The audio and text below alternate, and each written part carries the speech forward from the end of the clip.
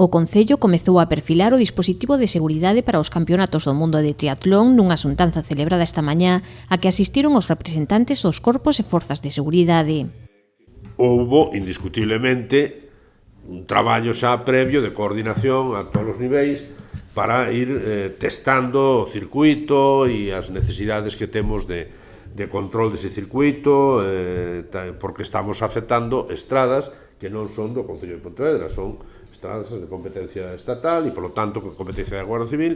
hai competencia tamén da Policía Nacional, hai competencia, efectivamente, de todos os sectores, non? O alcalde destacou a importancia de controlar os detalles dun evento deportivo de tanta trascendencia, que reunirá entre o 27 de abril e o 4 de maio a máis de 4.000 deportistas e arredor de 10.000 persoas. E como é un evento internacional, pois tamén estaremos no punto de mira de alguna maneira e, polo tanto, hai que prever certas situacións que puderan pasar. Estamos a falar de máis de 4.000 deportistas, estamos a falar a mellor de 10.000 personas de todos os países do mundo e, polo tanto, todo eso ten unhas implicacións de seguridade importantes. Como apuntou a subdelegada do Goberno, a colaboración entre as distintas forzas de seguridade será fundamental neste evento de carácter internacional. A colaboración da subdelegación do Goberno a través dos corpos e forzas de seguridade do Estado e a través de outros canles que podanlle proporcionar á organización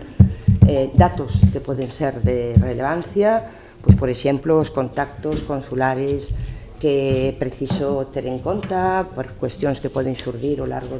dado que hai moitas nacionalidades de participantes, aquelas cuestións de carácter pois administrativo que poden afectar a estancia desas persoas.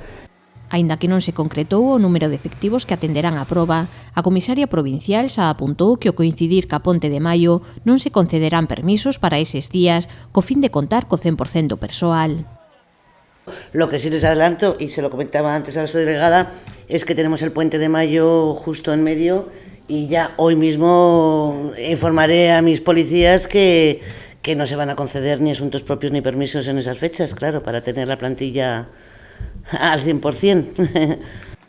A información recollida na reunión será trasladada aos mandos do Ministerio do Interior por se consideran oportuno o reforzo dos corpos policiais durante a celebración da competición deportiva.